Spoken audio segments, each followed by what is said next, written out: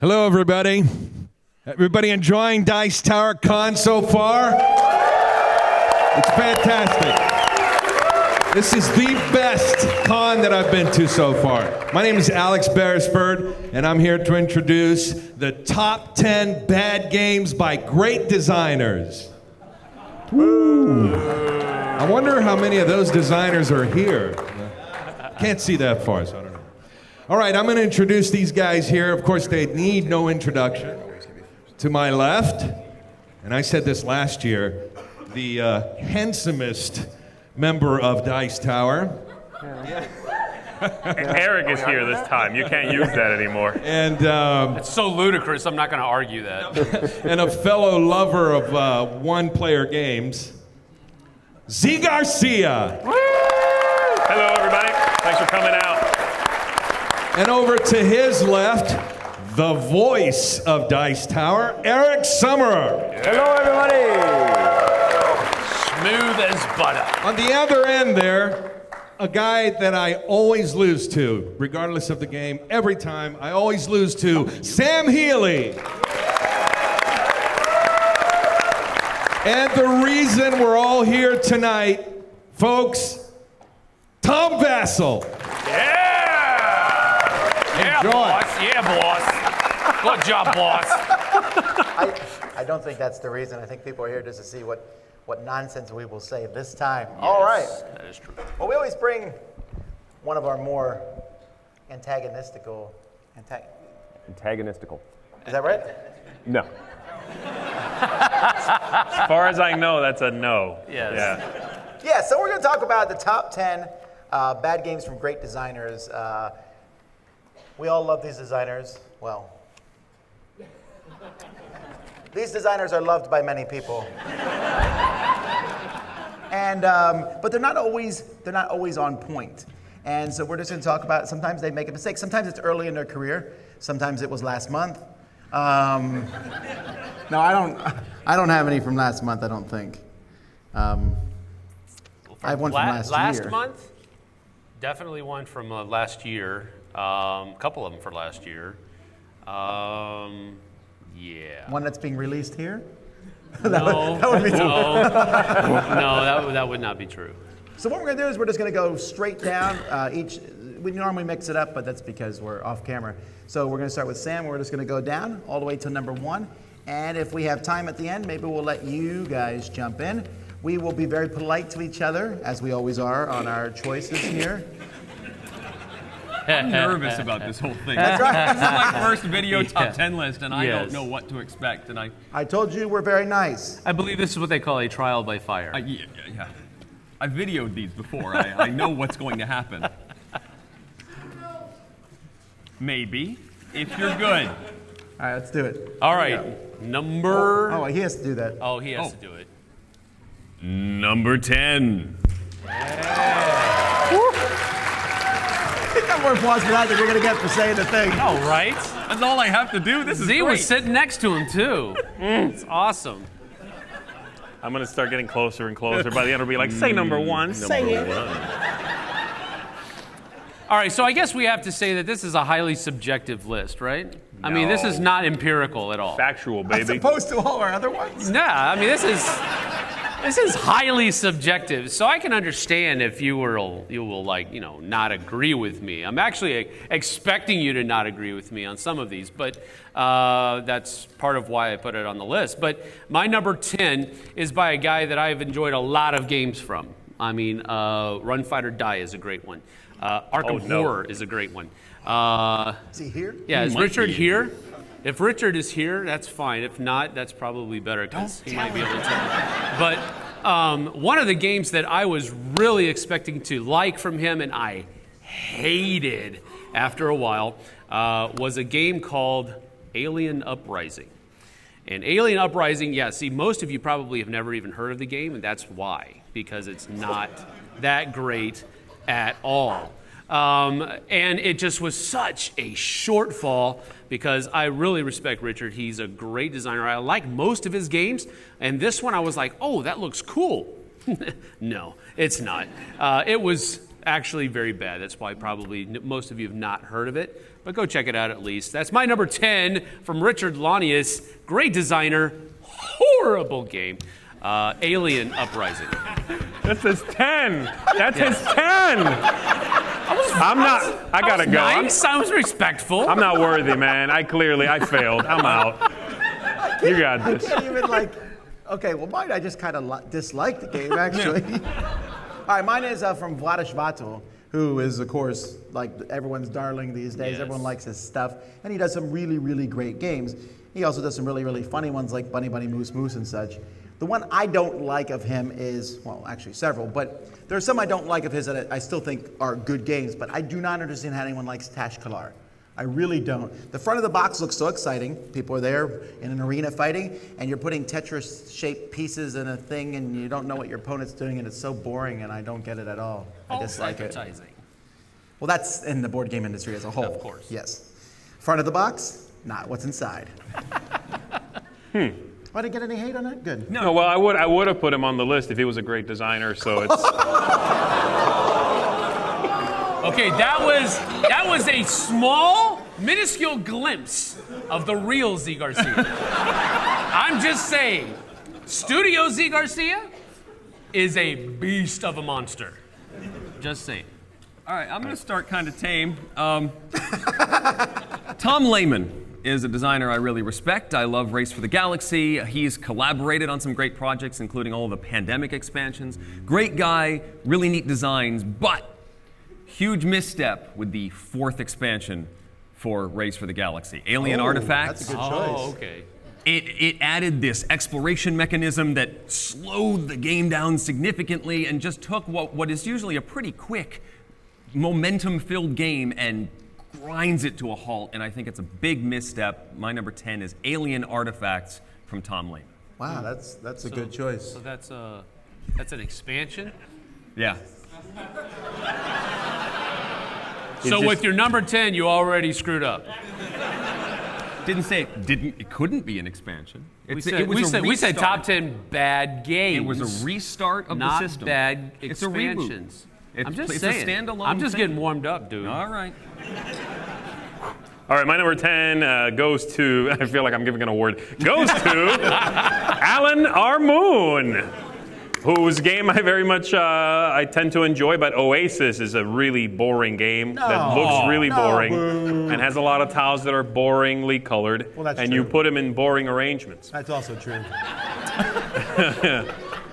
But it's a good game, despite all that. Despite the boring. It's not. It's really not. It's a bland game, and it's one I played after I already was familiar with other games from his, and I liked his stuff. They're simple, quick, family-friendly, and Oasis is so blah. It is a limp game. It doesn't escalate. It has no emotion in it. Boring game.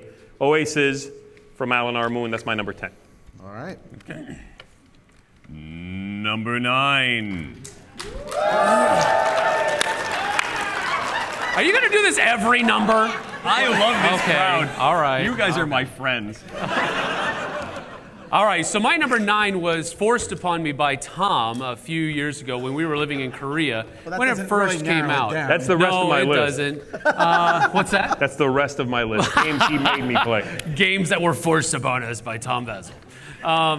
No, this guy is a very prolific designer. He's made a lot of great games that a lot of people really enjoy. His name's Martin Wallace. And he made a game that was based around I believe the French Revolution way back when. It's called Liberté. And see, one person in the crowd. You don't said, like it? Woo! Man, I hate this good. game. It's so For dumb. a second, I thought you were like, "Yay, Liberté is good," because Oh, she does. You don't like it. Yeah! One person! And no one else here has played it, probably. Yes. No, I have a serious problem with it because it has just a bunch of blocks all over the table, and I hate it when games do that, just a bunch of blocks everywhere. First of all, I'm not that invested in the theme either, and on top of that, it was a boring experience altogether. So, I'm sorry you're opposed to the freedom of France. no, I'm not opposed to France's freedom. I'm opposed to a game about that. I don't think the there game you has have it. aged as very well over the years, but I still think it's very. I haven't touched it since, so I wouldn't know. That's my number 9, Liberté by Martin Wallace. All right. Oh no, that look means Catala's coming up, isn't it? No, that's later. That's later. Okay. This one's Reiner Knizia, Dr. Reiner Knizia, and it's easy for him to hit the list. No. Yes, it's true. It's easy for him to hit the list because he's made so many games, so he's by nature bound to have one that's not good. But this one, a lot of people like it. Even got a reprint, and I gave the reprint a chance, and it's still just War in a box, and that's Blue Moon. Now, Blue Moon City is amazing, but Blue Moon, despite having adolescent artwork, is also just so boring. There's no strategy. It's just You're crazy. I'll whoop you in that game every time. Yes, because I'll resign after the first card. Still a victory. It's a victory, baby. A win's a win. It's ridiculous. That game's great. I know you like it. I can't even talk to you right now. We might mention a bad Knizia game in a little bit. That's not one of them. My number 9 comes from Eric M. Lang and Mike Elliott. Already? And it's not really their fault. Okay, hang on. You might want to save a little bit of that water. Their name is still on the box, but I don't think they had much to do with this. The Lord of the Rings dice building game. Oh. This is from WizKids. It was based on the Warriors system, but I don't think, I'd love to know, someday I'm going to buy Eric a drink and find out what they had to do with this. But it was terrible. The rule book was a mess. They tried to fix it, but by then everyone had already looked at it and go, what?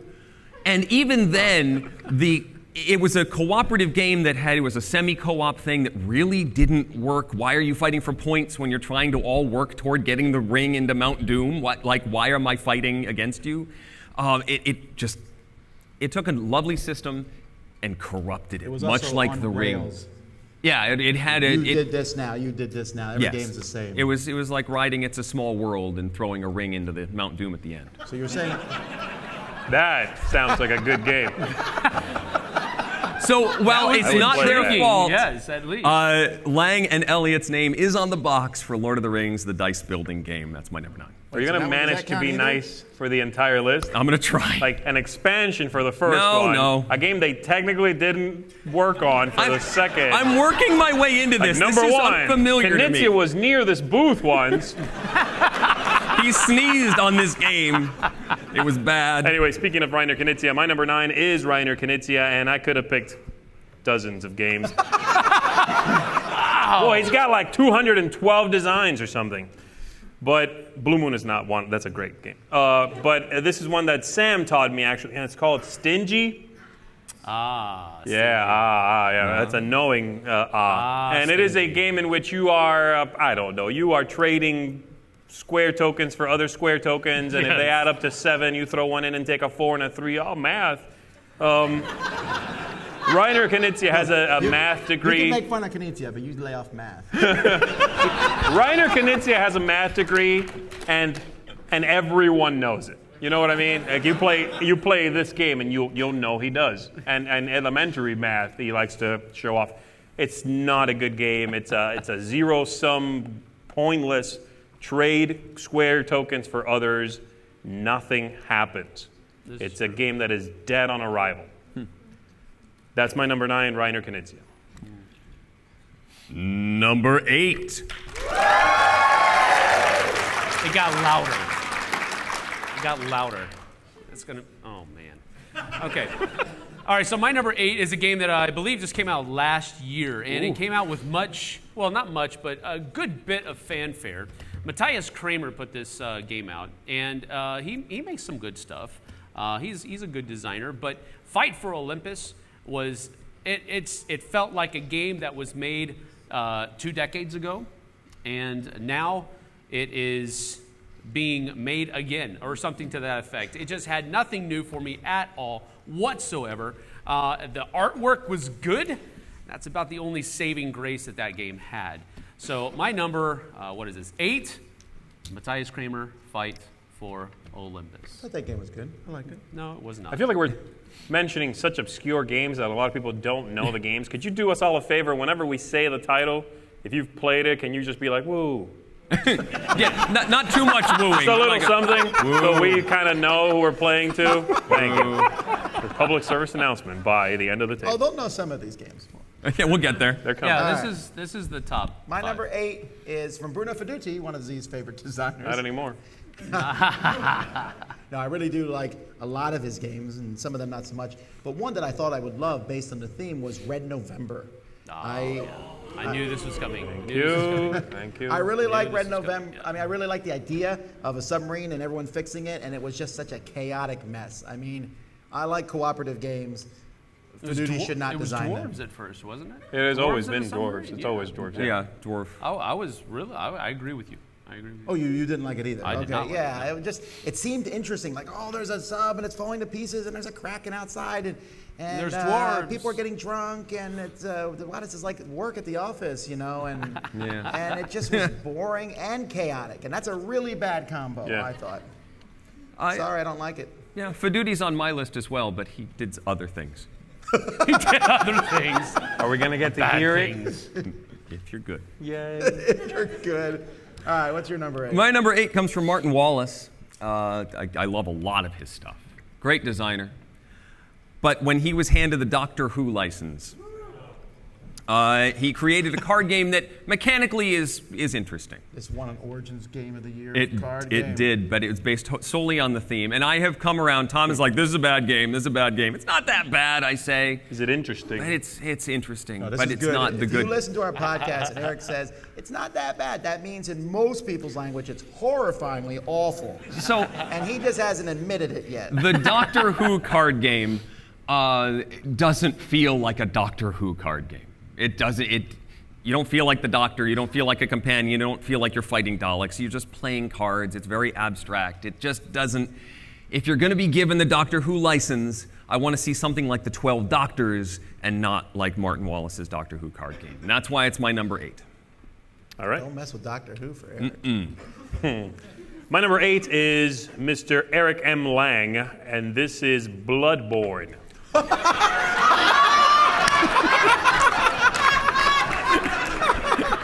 It's like a simultaneous heart attack. You better be glad a B came after that D, Bubba. I should have totally taken a pause. That's fine. You know I like Blood Rage. So, yeah, Bloodborne is, of course, based on the video game, and it felt like a much worse cavern. What's the cavern one? The Cutthroat Caverns. Thank you. It felt like a worse Cutthroat Cavern? Yeah, it feels like a really No bad taste. Cutthroat Caverns. It feels like a really slow Cutthroat Caverns as well, where you have to like take a bunch of turns that you were technically just passing It's like- to bank No, points. garbage. That like is garbage. It's like a 30, 40, 45-minute game. Yeah, but you play like 12 of those minutes. No.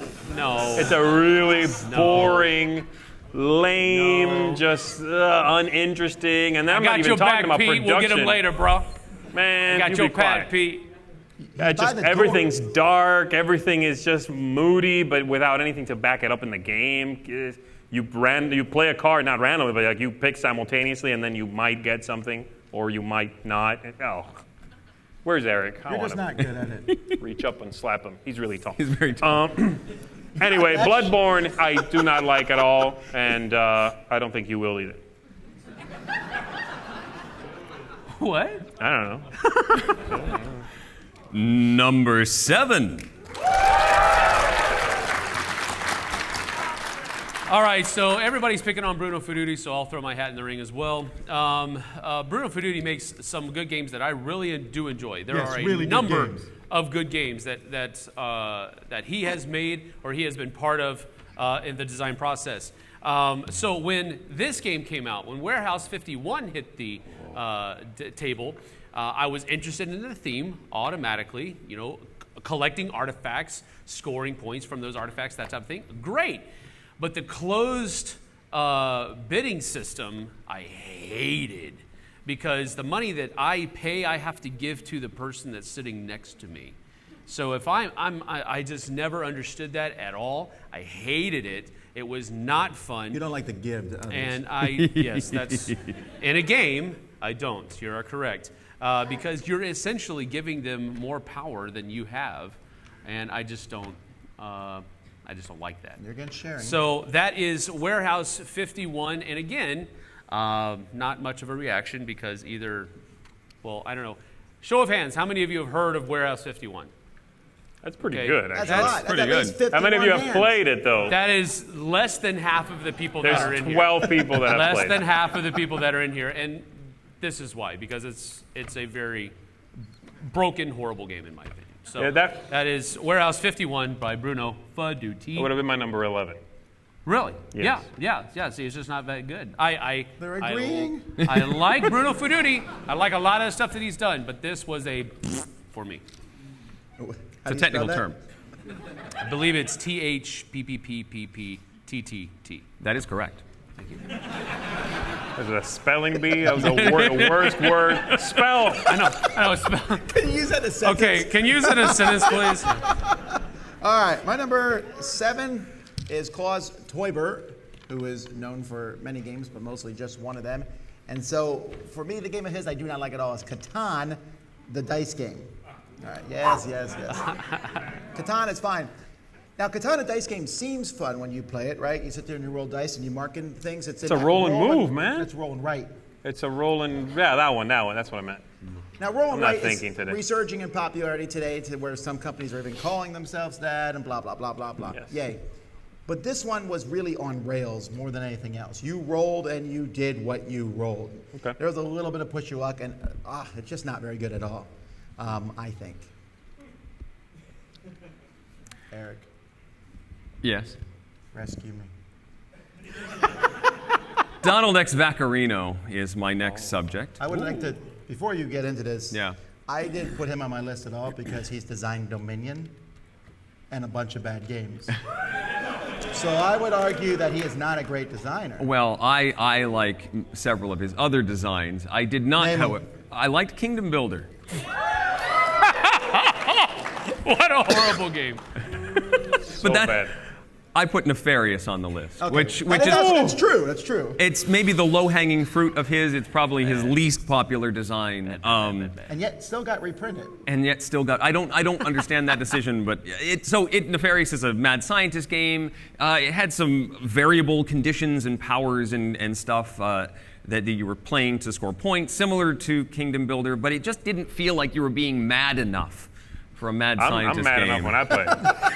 I'm plenty mad when I play. Okay, that game. you're right. So it wasn't the the right wrong kind of mad. mad, It was sir. the wrong kind of mad for a mad scientist game. So number 7, Nefarious from Vaccarino. That's easily, I think, my least favorite of his. No, it's that stupid one you go through the dungeon. I don't like that one either. You tie an arm behind your back and whatever. what's Yeah, that I called? actually I forgot haven't that was played from that him. one. Yeah, that's how bad that was.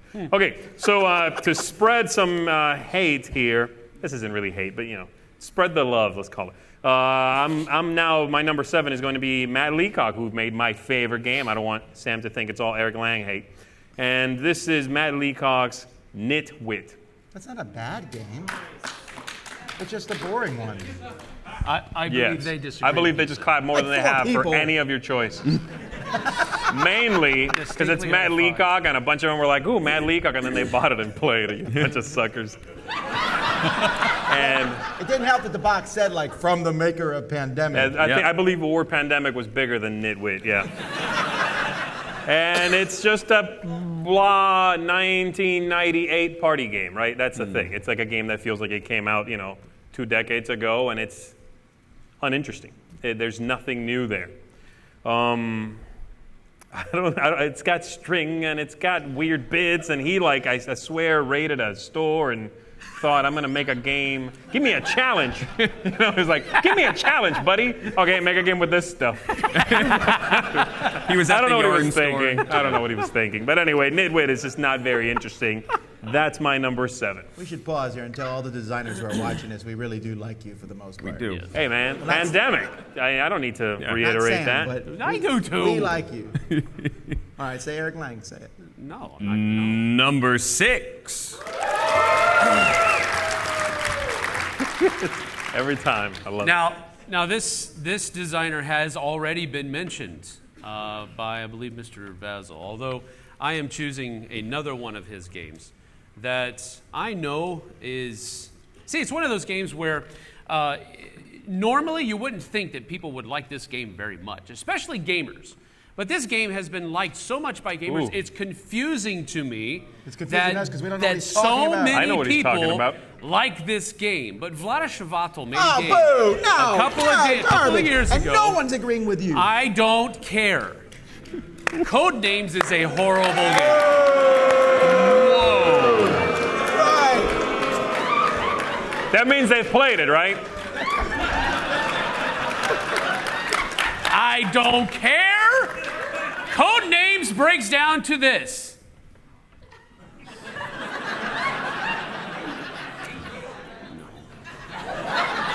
It's a party game. But what's going on in your head is amazing.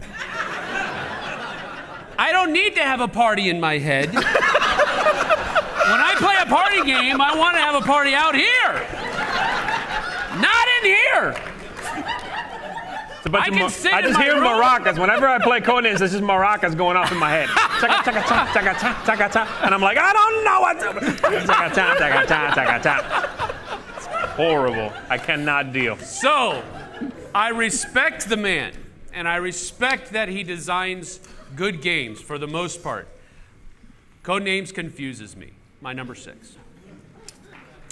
I'm going to pick a game for number 6, too. Thanks that for I'm taking also that not bullet, good Sammy. at. I'm keeping it real, baby. All right, well, Bruno Catala. Oh, no. Yeah. He has never made more than like 4 or 5 bad games. No, actually, most of you will probably disagree with me on this one. I like deduction games. I like logic games. I like trying to figure out who did this or where this person went. If they're interesting to me, this one gets boring after 2 turns in, and that's Mr. Jack. I Oh, tried. no. I tried. I Oh, played the no. newest one, the Phantom of the Opera, or whatever it is. They're all really boring. And I know he's a good game designer, and he and Z have a secret relationship, but... Oh, I know. He left you for Dan King.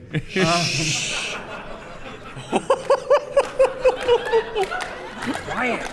They don't need to know that. Sorry. Love is in the air. Dice Tower is soap opera. I'm just not a big fan of it. I know people like it. Did he do Mr. Jack Pocket? Yeah. Oh, actually, that's worse. There you go. That Mr. one's Jack bad. You don't Pocket. like that one either. No, I like it. Yeah, I don't like it. Sorry. So you're switching to Mr. Jack Pocket? Nah, I'll stay with Mr. Jack. Okay. It's more controversial. You want to do the whole line? The Mr. Jack line? Yeah, I'll do that. put Mr. brackets Jack around all of it. system, it's what Right, they call it. okay. Yeah. Okay. Let's Great. do, I Great. mean, he Jack started off the 2, list it's with the an same thing. expansion, so he might as well go There ahead and are do the no whole rules. line. Well, I actually thought about like naming a designer and like everything, Wow. No, that would be not good. but then it wouldn't fit the list. All right. would. All right, let's move on to Wolfgang Kramer. He has never made a bad game. I'm sure he's made tons of games. One of them has to be bad, and that one is Saga. This was an Uber Play look release. at that one. And when Uber Play was first releasing its first few games, Saga had this amazing artwork.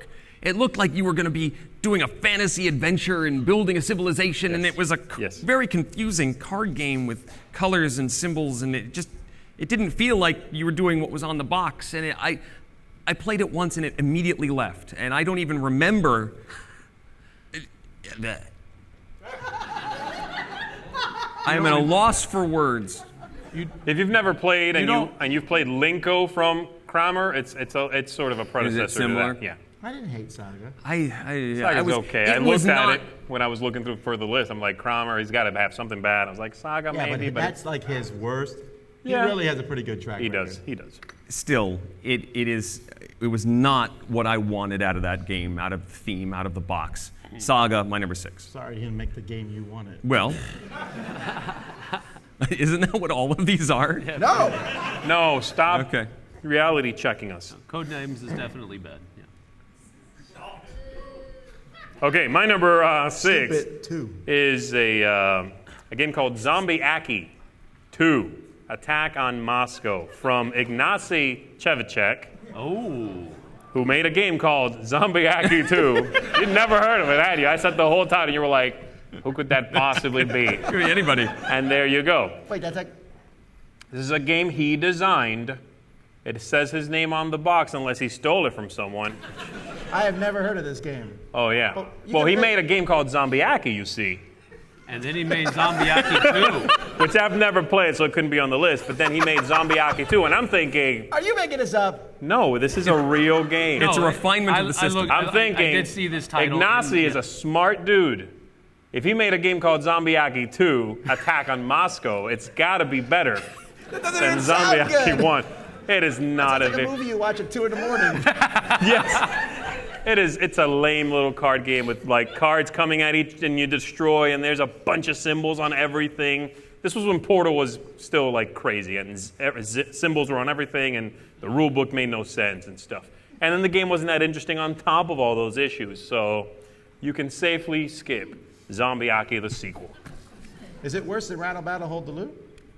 I don't think I've ever played that. Oh, you didn't play that. Grab the loot. Grab the loot. Well, you grab it, then you hold it. Rattle Battle, grab the loot, hold the loot. Yeah, Hold the Loot's the sequel. It'll be Rattle Battle. So Hold the I don't Loot. know. I'm should. sure it's worse. Get us out of this, Eric. Yeah, So that's my confused. number 6. Number 5. Everyone claps before you speak. Look Yes, at it that way. that's true. That's point of view. All right, my number 5. Now, as normal, I kind of made, not really. Oh, here we go. It's Break the Top 10 time. The 10 to Welcome 6. to Break the Top 10 No, time the 10 to with 6 are ones Sam that I was, Healy. you know, I only played most of these like once, maybe twice, and so I just didn't like them. So what? But my number 5 through 1 are ones that I absolutely will avoid playing at all costs. That you haven't played? Wait a minute. No, that I have played. Oh, okay. Wait a minute. I hate them so Why? much I've never played them. I know, right? What was the 6 through 10? The 6 through 10 were ones that I don't like. Okay, wait a minute. The number 10, you were like, this is horrible. It is. And there's only. But if up to Richard go- came and said, "Hey, would you play this with me?" Okay, yeah, I'll do it. I'll do it. I'll do it, all right. I'll do it. There's my jersey coming We out. can do it, you know? What is going on here? All right, so anyway, moving on. Number 5. Now, Magic the Gathering is a good game, right? Yes. I mean, most people would agree. It's a huge hit. Richard Garfield is an awesome designer, I would imagine. He's done a lot of good stuff. Robo Rally sucks. No! I'm sorry. Robo Rally is his worst ever game ever, forever. He could come out with a roll and move game and I would probably like it better than Robo Rally. It is so chaotic that it's like you can do your best at programming everything and I know exactly where everything's gonna go.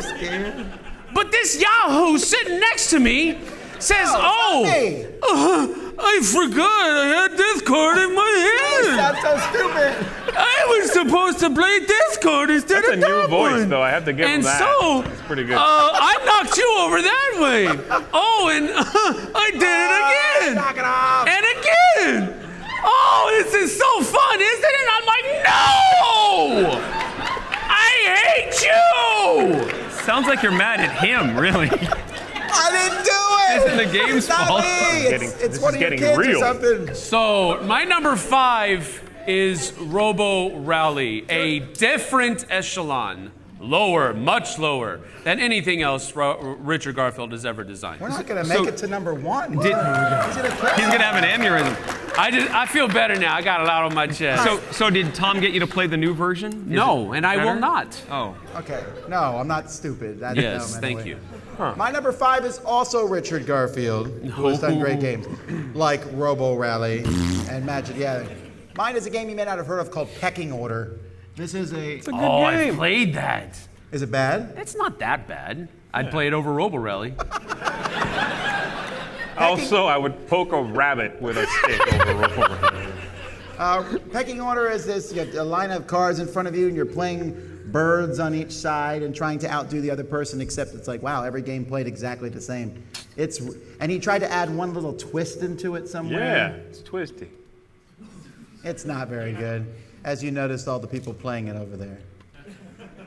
Of course, we could use that for a lot of these. I know, don't go right? there, I mean, come man. Do not go there, because I'll be like, oh, look at everybody playing Cosmic Encounter. I saw people Or playing Cosmic nothing Encounter. personal. Let's. That was too much. Too much. No, baby, no. You can't do that. All right. You can't spoil the list. That might show up later. Vicious Well, if that's the fish. case, though, I would be a great designer. That'd be very cool. Yeah, that's cool. Yeah, I'll take it's an that. honor. All right, my number 5 is the Lamont Brothers, Fraser and Gordon Lamont, Fragor Games. They've produced some really cool games, Sheer Panic, Snow Tales, games I really, really enjoy. And they sort of created this reputation for having cute little animals, some sort of nice showpiece that made their game distinctive. Then they made Spellbound, which is a cooperative game about like saving druids and stuff. And the cutesy little pieces started to become so big and unwieldy that the box is like this big.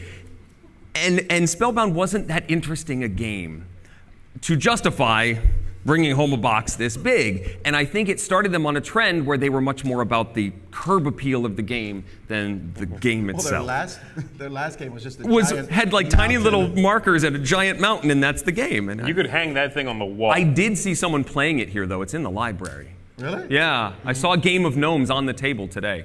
But anyway, Spellbound is what began this trend. It's really not that interesting a game. They And started the trend way before that. They were. it's when it crossed the line. Okay. Yeah, That's true. And so it gets even a worse reputation because it headed them in I that didn't direction. think the game was bad, though. I really didn't enjoy it.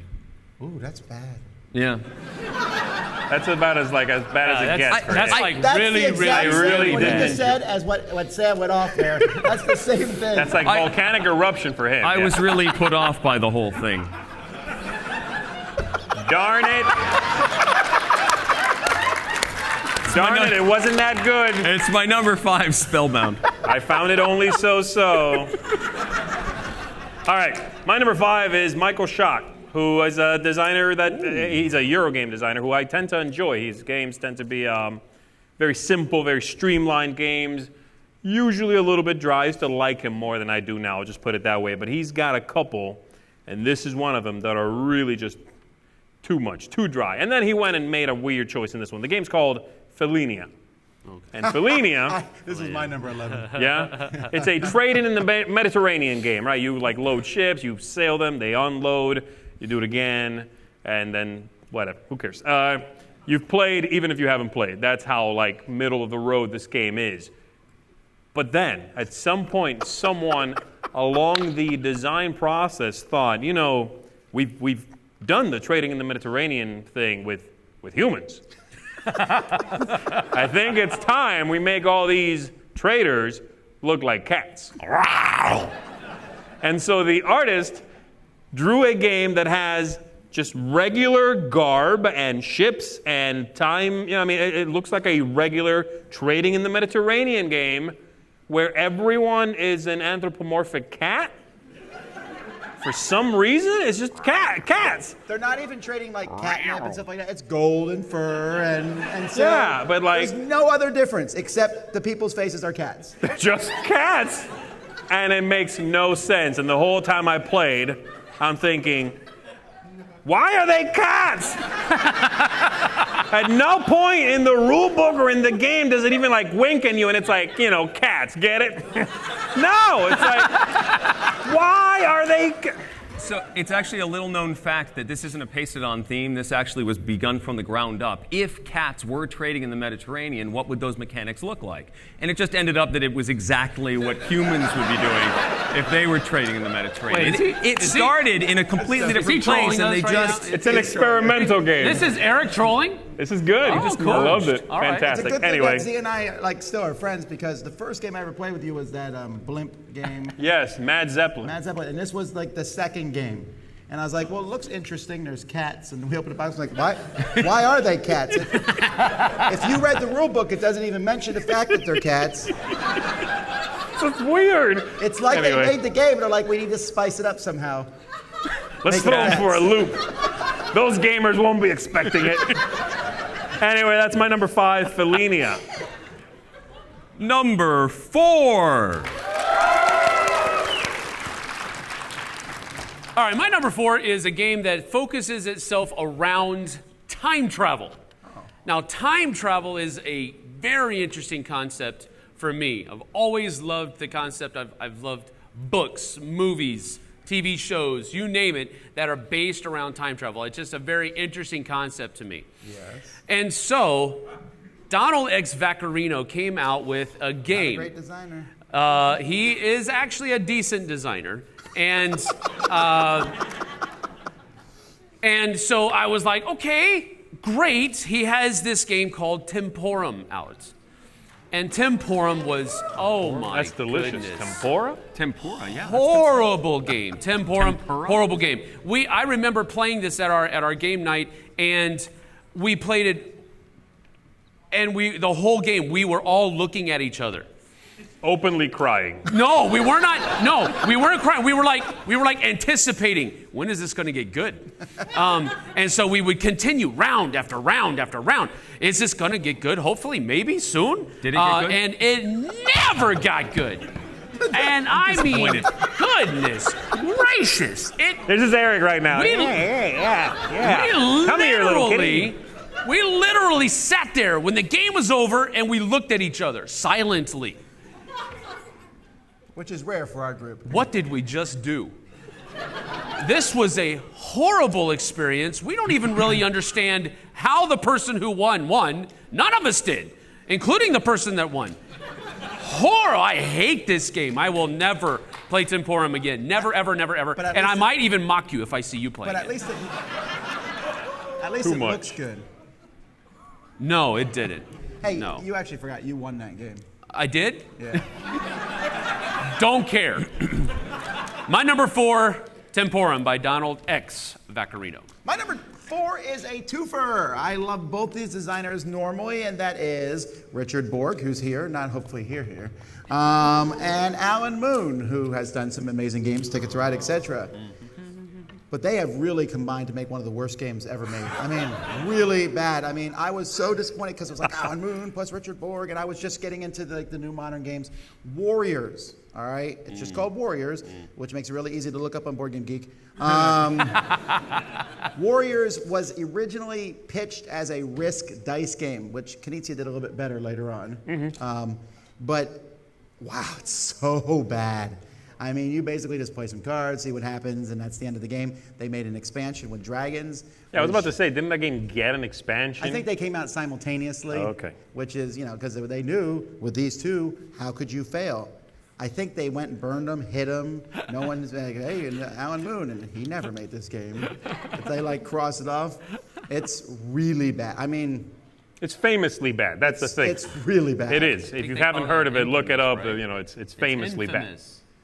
It's infamously Infamous. bad as well. Well, That's better than famously famous. bad, I could have said it's infamous. Yes. Yeah. It's infamous. It's bad. Right.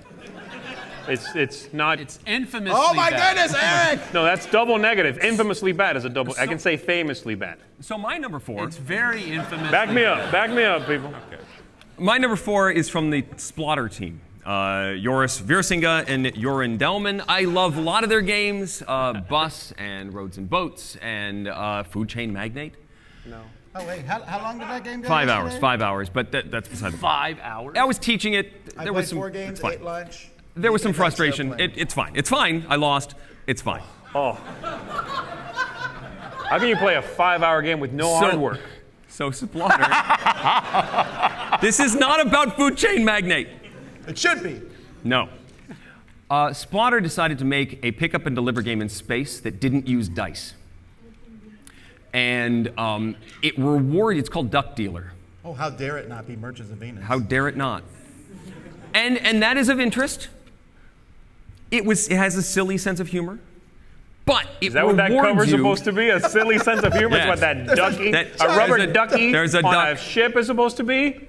I thought it was a low budget. The game rewards you for doing as much as possible in one turn. So you sort of collect tokens, and as long as you can maintain in your head what you're doing with all of those tokens, then you can keep collecting tokens, and then at some point you trigger your actions and do something.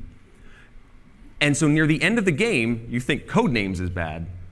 You're just staring at the board. You can walk away and come back half an hour later, and the person's still trying to. Okay, I do this, and then I get more back. It just. Isn't that every splatter game? No, it's not. Yeah. And if you think that's the case with splatter games, this is worse. Duck Dealer doesn't work. I'm sorry. Yeah, it's my number 4. I was going to play Duck Dealer this weekend, but I'm not. Yeah, don't do it. He was not going to play Duck Dealer. It might go longer than your usual Half Say hour. it. Game. Say it. Half How long? hour. Wow, Z, Eric's giving you garbage now. I know, right? All right, here we go. I'm going to get. Save your garbage. Garbage. I'm about Garnish? to get. Varnish. We need to refinish this table. I'm about to get garbage for this one. My number 4 is Fabled Fruit from Friedman Freeze. Oh, that's not bad. It is Copycat? bad. It's really, really boring and bad and bland, and it's a game which evolves, but no, it doesn't really, because you are trading fruits for other fruits using actions on cards, and when a pile of cards runs out, you add a new pile to the table. And there's like 50 different piles, and once you finish that game, in fact, the next game you play will start with a brand new setup, except the ramp up of the cards is so minuscule and boring. And when you finally run out the get a strawberry pile, the new pile that comes into play is trade an orange for a banana. And I just want to shoot myself at that point. It's like, who cares? You should like fruit more.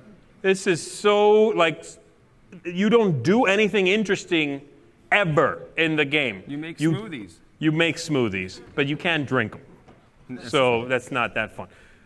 I just found it to be a grab wooden, cute little, wooden fruit, and then trade it back, and then at some point it ended, and someone won, and I got rid of the game immediately. It was light, though. so. It's light. And Honestly, boring. I don't think you're the target audience. I don't think it's a bad game. I like light games. Really? It should be. I mean, it should be a game I like. I think. Yeah, but I think it's more like mass market appeal, like Uno almost in a sense. I like the slow evolution. He just compared it to Uno, and he's giving me garbage because I'm saying it's bad.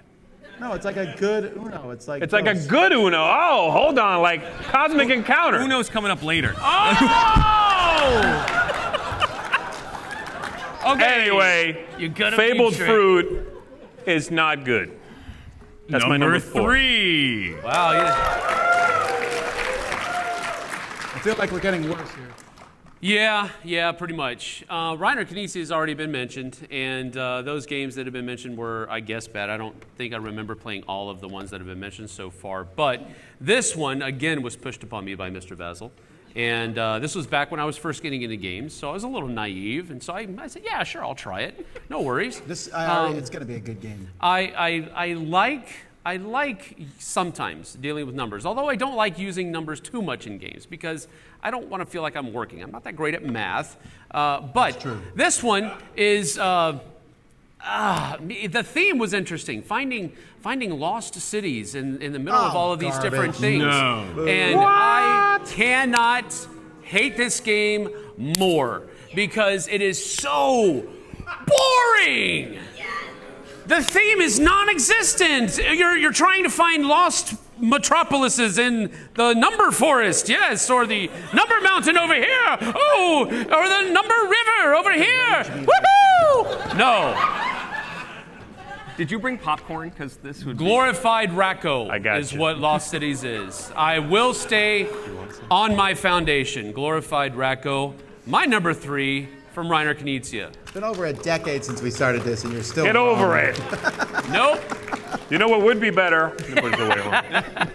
If when the deck ran out, you brought a new deck and they gave you different expeditions, and it evolved. It evolved. There is a 6th expedition you can add to the game if you want. No! 6 times as fun. My number 3 is not controversial at all because I don't think there's anybody in this room or in gaming who likes this game. And Even that's the Uwe designer? Rosenberg. And that is Hengist. I believe this is, if it was on Rotten Tomatoes, I think all the reviewers gave it a bad review. Hengist. Yes. Hengist, yes. That's a 2-player game that we are convinced Uwe Rosenberg was sitting there and they came up and said, hey, we need a game right now. And he's like, well, I got this one in my drawer and it's not done yet. They're like, well, take it, publish it. It is essentially just you like say, I'm going to go down this path, Now let's turn the tiles over and see where that path goes. You find that in kids' coloring books. All right? Does anyone here like Hengist? I mean, it might be possible. Has anybody played it? You think? There are 2 people putting their hands up in the 3. We didn't mean to. Yeah. Nobody meant to play that game, man. Somebody tricked us into playing an played that, entire right? game. Huh? I played that with you. Yeah, that was rough. Because he didn't believe me how bad I said it was. Because, I mean, Uwe Rosenberg, his light games are really good. Yep. You know, the Bonanza series and things like that. Wow. I don't know what happened. I really think it's possible they just put a game out and said, please put your name on this. Please. I thought maybe you said haggis. Maybe that's why they played it. They thought they were going to play haggis. It's a different game. That's a bad joke. Okay. Anyway. That was so mean. Freedom and Freeze is go. on my list. You like all his games. I really like most of his games, but Copycat. Freedom and it's not copycat. I love anyway. Freedom and Freeze made a game that was supposed to be an adult version of life, Wow. Okay. where you could get drunk and smoke a lot and make terrible decisions and see where your life led you. It was called Funny Friends. Or for some of you, reality. And I don't mean you guys, I mean the internet. and the art design was really depressing. Like you saw these people and they're like, ugh. Well, that's And I didn't want to play a lot of card. his games, though. And then, I guess it just I didn't feel happy playing it. I felt depressed the whole time, and it wasn't all that interesting a system. And the humorous theme didn't save it. So number 3 is Funny Friends from Freedom and Freeze. You would like this war of mine. Oh yeah, sure, Like, sure. you know, I still own Funny Friends. No, Do you like it? I like it. I own it. I just said that. That doesn't necessarily mean you like it. I own some games that I don't like. You need to finally get rid of Codenames. I know. All right, we're on 3s. Yes, my number I don't 3 own is the fan favorite Stefan Feld, whose games I tend to enjoy. I do like Stefan Feld, especially older Stefan Feld, and when he was sort of finding his groove, finding interesting things to do with dice, interesting things to do with drafting. And then he found it, and he kept making those games, and kept making them, and he would make it again, and he would just kind of like shift parts around. Anyway, Aquasphere is one that I thought he finally broke out of this because it's such a weird theme. I'm like, what? You have like a little pod underwater, and you grab octopi and put them in little pods or something. And I felt deceived because it's just the same stuff again. It's just more pointless mechanisms to give me 2 points if you grab them and put them in a pod, and you get 3 points if you move a die. You grab 4 points if you scratch your nose, and 5 if you burn the game. I would have won, actually, if that was true. I would have won. But it's just mechanisms. It's just mush. Nothing matters. It's all the same stuff. You could cut a piece of the board out and go find Macau and cut a piece of that board out and stick it in this one, and you wouldn't be able to tell. And I'm not even mentioning Trajan. That actually got made that way. He went and cut a bunch of other games and made Trajan. Anyway, Aquasphere is not a good Stefan Feld game. That is my number 3. I actually considered putting this on my list, but then I remembered that it was bad games by great designers, and so it didn't meet that qualification at the second half. Hey, at least I said he was a great designer. Yeah, way to Get take him me off after the Z. show. Yeah, human shield. Send your right? comments to tomvazel@gmail.com. Not my email. It is. Number 2. They're dying on you. It's not as interesting anymore. All right, my number 2 is a game that I was actually very, very pumped to play.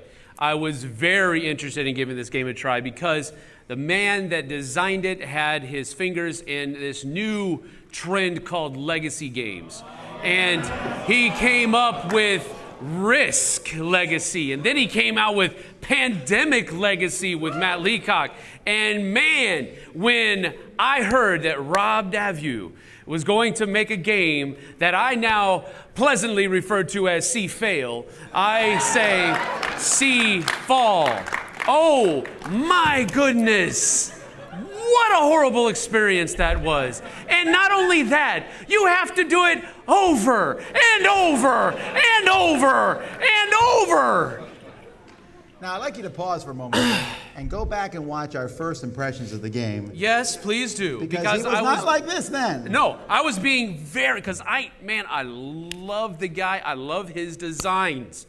I loved the other Legacy games, and so I was expecting more. This is going to be great. But it was the antithesis of that. And I was like struggling and doing this and doing, and great, I scored 2 points. And then Tom goes and rolls some dice. Oh, look, I just scored 5 points. Totally random die roll scored me twice the points that you scored. I feel like it was strategy, but No. I feel like that rant was better writing than is in Cfall. Oh. I'm just sad that I'm never going to get to play the game because my game group watches their reviews. I am not. This was just such a disappointment for me that it had to make the list. I am so much looking forward to Pandemic Season 2. Rob Devu is a great designer, but this was a fail. My number 2, Cfall. Rob Devu. all right, my number 2, there's really no hyperbole here, and I don't.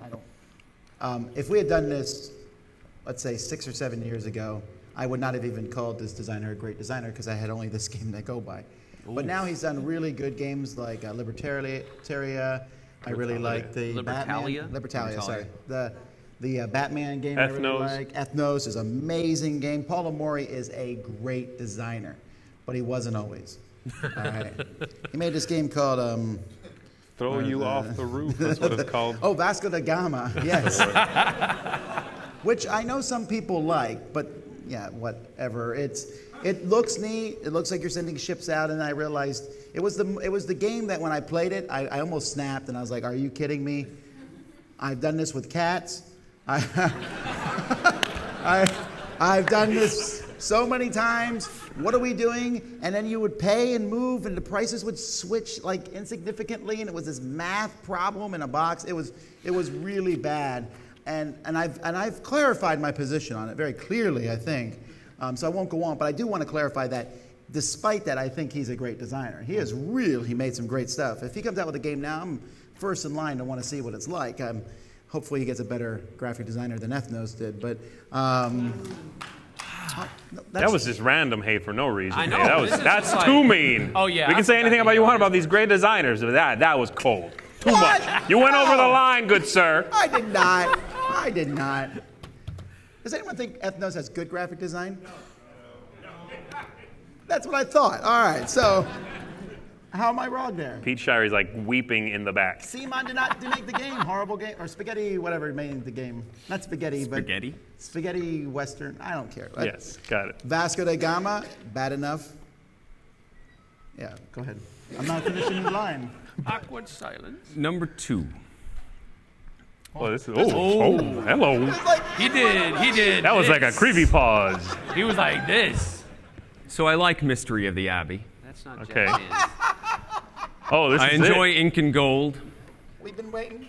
But there's a game in which it is theoretically possible that you will never take a turn. Give in to your hate.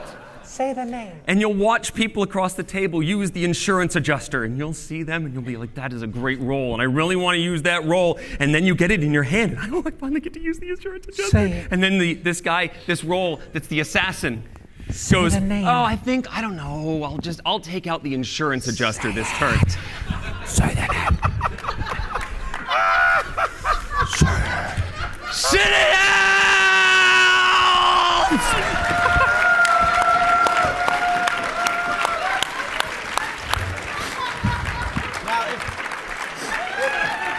Give in to your hate. If you see people leaving the room at this point, that's because some people came just for that. Your journey toward the dark side will be complete. So that's my number 2. Wait, Citadels. Well done. From Bruno Feduti. Now here's the deal. That was a good rant, but he's wrong. Citadels is actually quite a good game. And you agree? I do. That's right. Oh, I like the game a lot. I just like that scream better, I think. Yes. It's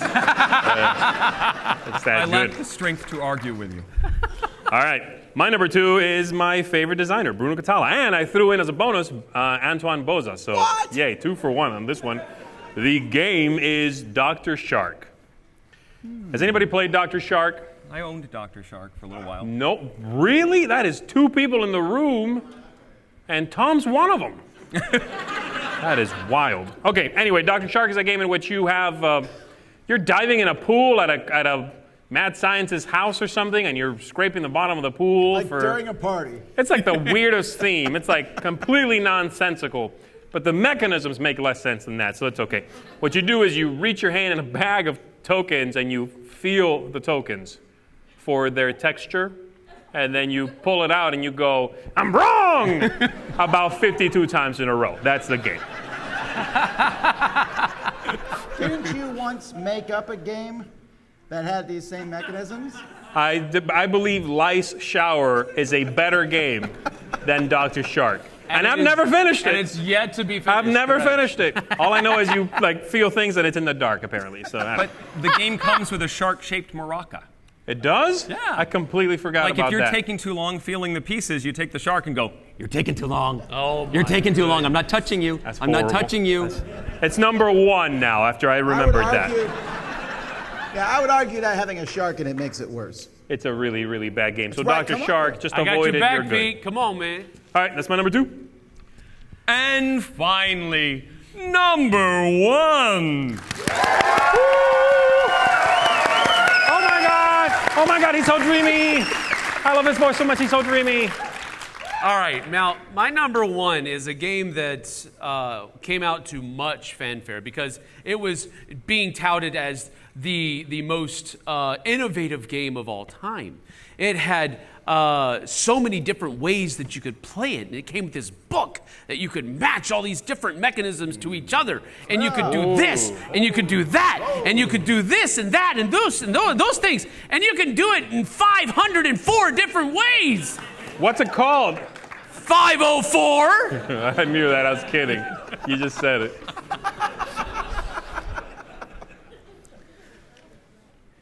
You know, when you give me He's done, yeah, it's like when that. you give me a bowl of a bunch of different kinds of feces from different animals in the world. That is not where I And thought then you that was give going me- at all. And then you give me a book on how you can mash all those different kinds of feces together. Who is this designer? This is my is one not for a sure. good game.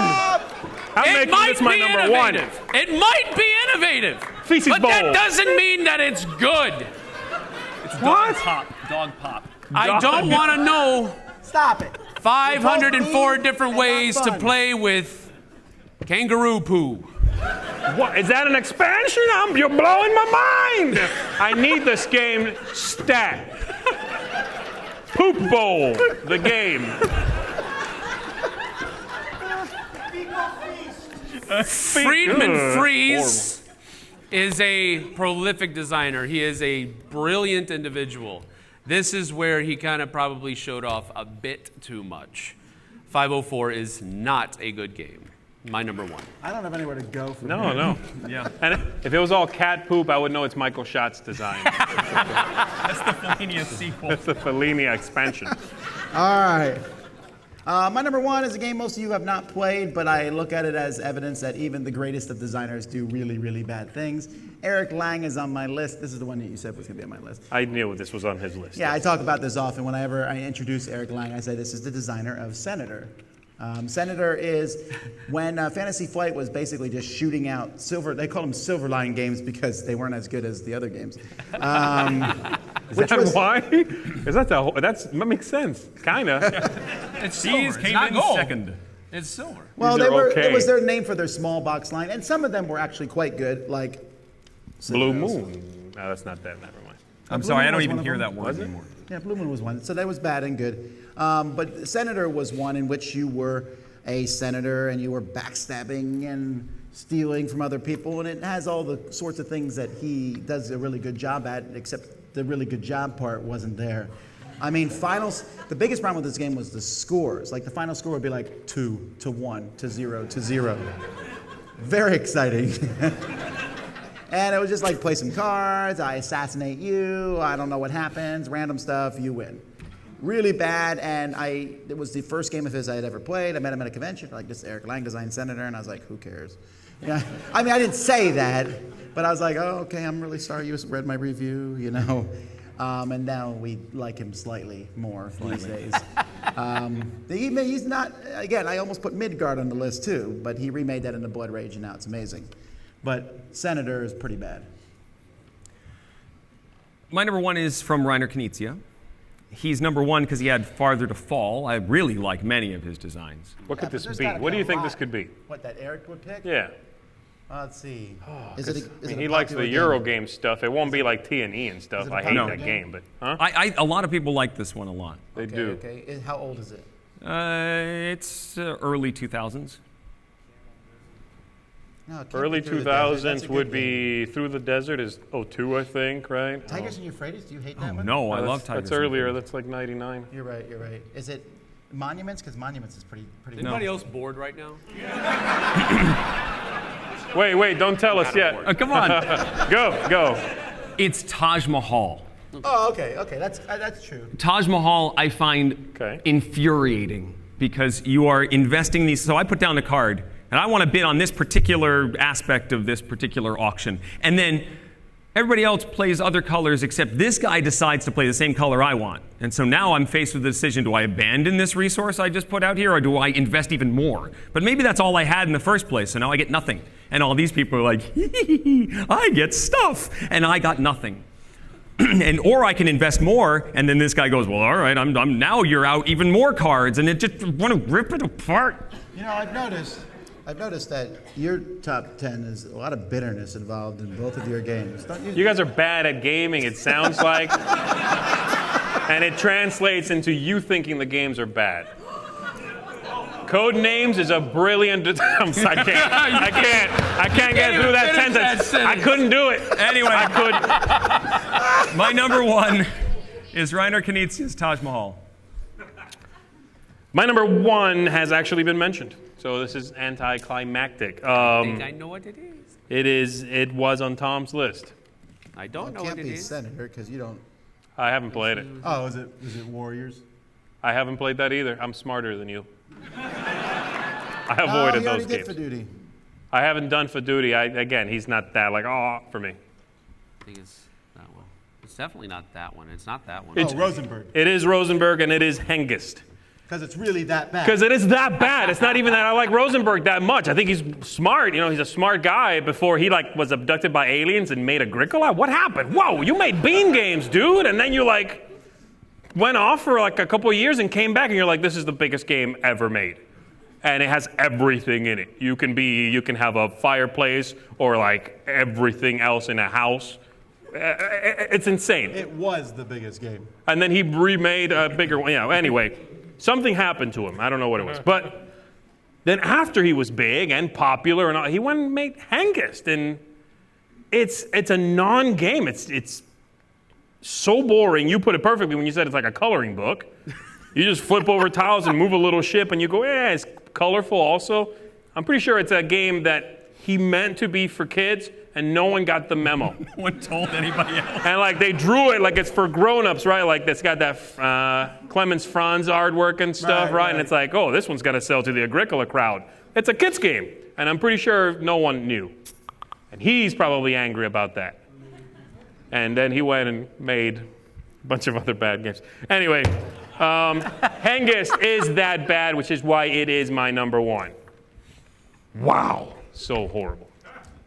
All right, we have a few minutes if anyone here needs to get something off their chest and come up and talk about It feels bad good, game. I'll tell you. Come Oh, we got join someone us. all in the back. All Come the way on in the back. down. Come on And if up, you come also on are up. interested, maybe if you come and line up at the, what do they call that, Origins? The Shoot of Victory? Or The ladder of disgust.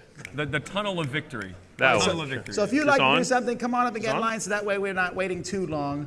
Now it's on. We're going to Gotta switch. tell you if you're right or wrong about your choice here. And if you say Cosmic Encounter, you don't get a pass next year. There we go. Hey guys. Hello.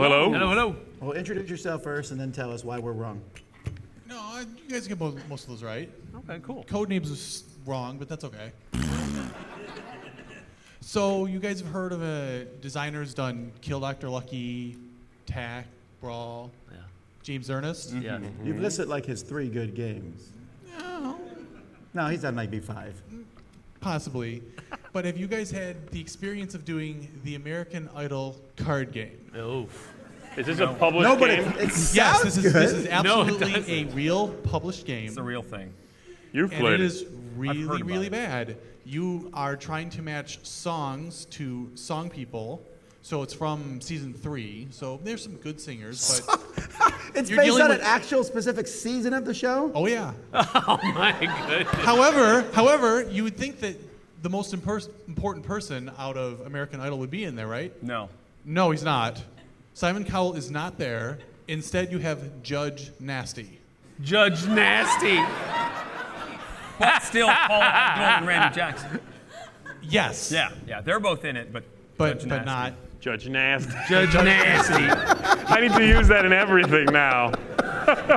Every game needs a Judge Nasty promo card. Dice Tower Judgment. Every Nasty. game. I'd like to thank moderator Chris from Flip the Table for sending me this, because I sent him Desperate Housewives, Dirty Little Secrets game. That's an even trade. Pretty much, it's the worst thing I played by James Ernest, the American Idol card game. All right, thank Look you. into it. All right. Thank you very much. I got to hunt this down. I'm going to write these down, man. Look them up. Go So we're ahead. going to play all these games. I'm not playing. Judge Nasty. With Flip the Table ending, we have to, fill the gap, right? I know. Perfect. Hello. How you doing? Hello. How's it going? Oh, Hi, everyone. aloha. Yep. We had drinks inside of pineapples that we cut out. And at the Oh, pool. I might be It was taking nice. that microphone Nice. momentarily. Go I'll ahead, do keep your it clean, I'll keep bit. it clean. I'm on guard, Tom. Don't Yep. worry. That's your job. This wouldn't be the first time you've had to do that. Judge Nasty. Got it. It was so bad that I have to co-sign on it. The drinks? No, What are we talking about? Lord of the Rings. Got it. Yeah. That we sat down to play that game one day, trying to figure out what game we wanted to play. So we sat down, tried to figure it out. 3 hours later, we hadn't. Wait, what game? The Lord of the Rings, the dice game. Dice building game? Yeah. The one Oh, who said? Yeah. okay. Terrible. So we decided that to kind of make ourselves feel better, we'd rather play Oregon Trail and all die. And so we did. Dysentery for the win! Yeah, baby! The instructions were just almost impossible. You get like Oprah, you get a Frodo, and you get a Frodo, and you get a. Yeah, that is. Really? Yes. People often ask us to do our top 10 bad rule books, and it's really hard to remember. The reason I'm never going to do this is because I have to go and like dredge up horrible memories. But that is likely the worst rule book I've ever read. Yeah. It's bad. That and Phoenicia are probably tie. Thank you very much. Awesome. Thank you, man. Appreciate it. See, I got the clean. Thank you. You did. You did. Go do some more drinking. Oh, snap. All right.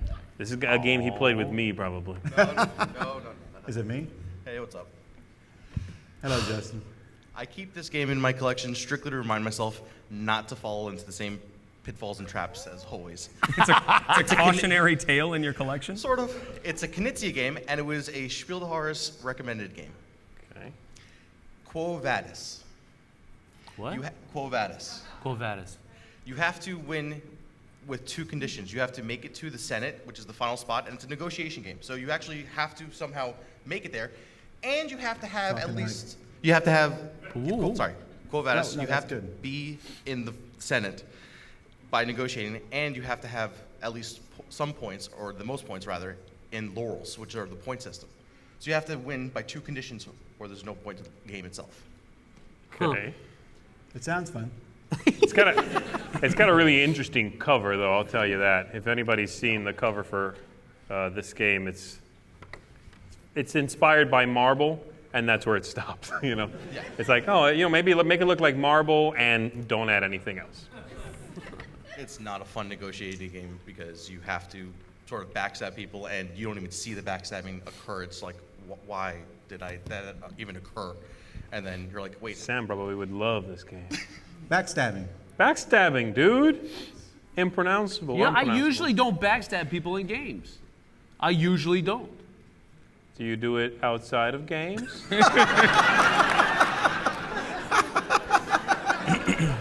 Wouldn't you like to know? Awesome. Yeah, Quo Vadis. Thank you. Reiner Knizia is getting a lot of Is that the? Did you? Can you see on Attention. your list? I had Knizia on my list. Did you have Knizia on your list? Yeah. Yeah, okay, that's already. I mean, but that's because he's done again. He's like made 200 like games. 450,000 games. That's about right. I think Sam's more of a front stabber. What's that? You're more of a front stabber. Yeah, I ain't gonna go around. That doesn't sound So right. I'm wondering if this was maybe on Tom's short list. I don't know, because I know you're a Carl Chuddick fan. No, actually, I think he's overrated. I think he's done some good games, but I think he also does kind of make almost the same game now all the time. True. I'm a big fan of Carl Chuddick's. I love Innovation and Glory to Rome and Montaigna and those games. And someone came to him and said, please try and make a kid's game.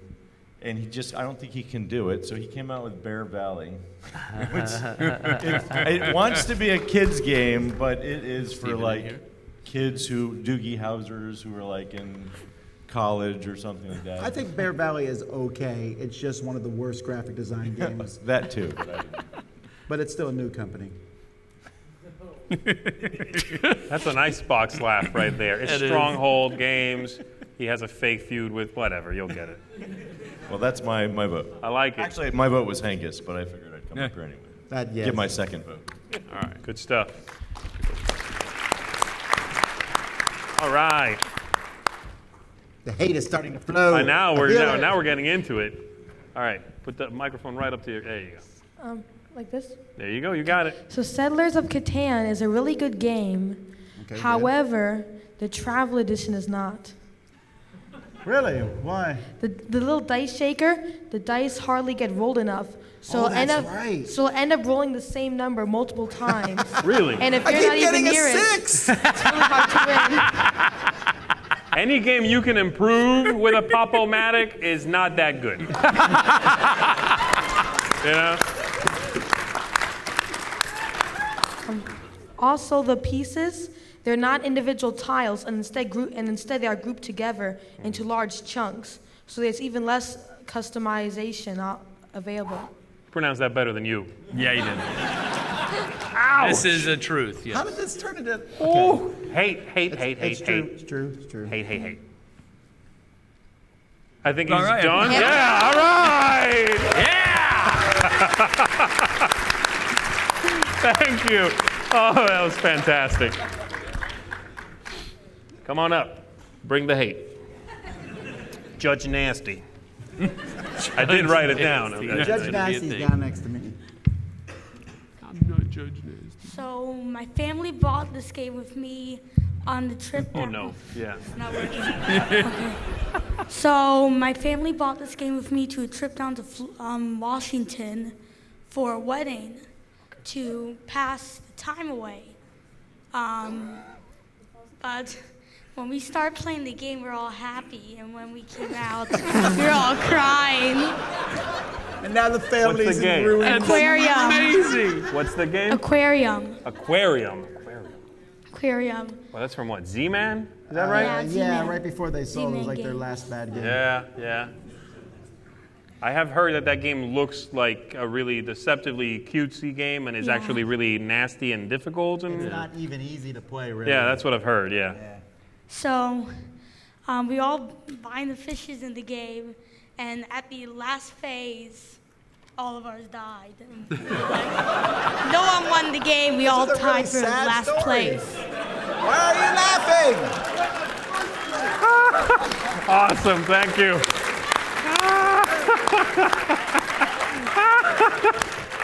Oh my goodness. I love how it was love like at the beginning of the game we were all happy. We were all happy. And then our fish all and died. then we played the game. I don't even That's know how I'm awesome. going to follow up after that. I know. Were you guess- happy at the beginning of your game? What was that? Were you happy at the beginning of your game? Well, yeah, I kind of was because I was really excited to get this because it was done by Martin Wallace. And it was about, from a famous author that he worked with, supposedly Neil Gaiman. This hate's going to really come here to salt.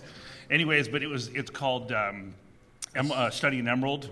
And Ooh. oh, Boo. Bro, yeah. that's a good game, man. Oh, well, okay. Thanks for letting me come to the con. It was a lot of fun. I appreciate it. Let me stalk you for a couple of days. No, but the You can game. finish out the day. No. Clean out your locker? Is that what that was? I should be able to have at least some passion like you do, Sam. And I know there's a lot of love for the game, but the reality is you play the game, and then you're like, oh, I'm going to do it strategically and everything like that. And then all of a sudden you're like, but did I win? Or, oh, no, we didn't win because somebody just flipped over a card. Now, did you play first edition or second edition? The first edition. Okay. Yeah, the first. Now, that's your first problem. Yeah. So the second. So the second game's better, but yes, second's first simpler, one, which some people hate, but I think it's better. Right. Exactly. But it's got zombies in it and all that good stuff. And I think there's like a zombie in it. Right. Yeah, like but you got to admit the whole thing is you can't plan it strategically because it depends on at the last if somebody was doing better in your team, then you lose. Then you played poorly. Yeah, exactly. It's basically like, okay, well, if I did really good, then you get knocked down a whole bunch. I mean, how is that a mechanism? I like it. I like it too. So. Okay. Well, like I said, thank you. Dice Tower. It's one of the few Cthulhu-esque games that I actually enjoyed. All right. Well, that was. Yeah. It was a good run. It was a good. All right. Thank you. Okay. Thank you. Thank you very much.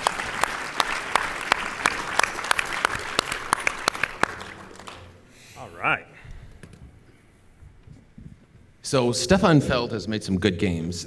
Yes. I can't think of any off the top of my head, but Bora Bora was Would you like boring. Z's job? Bora, my whole group we just sat there like, what are we doing? It was like work. It was like calculus homework. And the mechanisms didn't make sense. You get a shell, you get jewelry. There's a guy with tattoos. What are we doing? So that's kind of the joke in our game group, if everybody's, like really excited to play something like, let's play Bora Bora, and then we all kind of go like that. So. Have you played Trajan? I have not, and after today, I am not going to. No, actually, he has, because he played Bora Bora. You should try Trajan, and then Bora Bora is going to be fantastic. Okay, thanks. No, Trajan's better than Bora Bora. Trajan's just more random stuff together than pretty much any other one he's made. It's just bits and pieces Bora of stuff. Bora is worse than Trajan. You think so? Yeah. Oh, I think Bora Bora is better than Trajan. It is called boring, so. Oh. Sorry. No, you're good. Would you like me to hold the mic? You got it? Okay. The one that I really hate the most is probably one you guys like the most. And you even have an all-night session to like 8 a.m. to dedicate it towards it. It's called Werewolf. And the reason I don't like it... Are you clapping for Werewolf or against Werewolf? I think against Werewolf, I am clapping in agreement. Okay. The whole premise is everybody lies. And you have to kill Good everybody. family values. Everybody's killing a person. And everybody's lying, and it's very depressing. So I played it last night and really hated it. I was saying, please kill me so I don't have to play anymore. So I felt really bad about it, but I know a lot of people really like it. Is the first time and you played it last night? Yeah. Some people in First here are and last. responsible for First this. and last. So really sorry about Who that. made this happen? It was just really... The game did. It is a mean game, and it can be randomly nasty. Thank you very much. I think this turned into the end of just bad games. Yeah. All right. Well, that looks like that's it. Folks, in reality, I did it. Tongue-in-cheek, yes, I know we're going to get burned up on the internet about this, but we really do like these designers for the most part, and they really do great jobs, and we poke fun at the bad games they design, but at the same time, I'm thrilled. The good games that they have done are so much better than any badness the bad games did, right? A bad game you play once, twice, you're done. A good game you can play and play and play and play and play. And so... And I actually like all these games. This is all completely tongue-in-cheek, except Zombiaki 2. Sucks! Ignacy! No, they're all bad. They're all bad. Again, everyone makes a bad game. Yeah, you're right. We were talking about the other day, trying to think of a designer who has never made a bad game. That's made a bunch. That's made a bunch, right? I mean, right. that's not. And some of these designers, they'll admit it themselves. If they got up here, they would agree with us. Probably not as harshly as Sam did, but Just keeping it real, y'all. And Faduti would not agree with the Citadel's thing. Probably not. No. Well, no, I mean, it's his best-selling game ever. I think he's very, Yeah, very he's happy probably with very it. happy with yeah. it, yeah. Yeah, That's yeah. true. So Maybe that'll be next year. Best-selling games that why? Oh, no. we'll change the title, okay? Best-selling games that why? We'll change. We'll work on that. We got a year to work on it. Yeah. Anyway, thank you, Sam. Thank you, Z. Thank you, Eric. Thank you, everybody who came up. Thank you. Thanks so much for watching. Thanks to the internet. Until next time, I'm Tom Vassell. I'm Z Garcia. I'm Eric Summerer. And I'm Sam Healy. See you on the flip side, folks. He said it.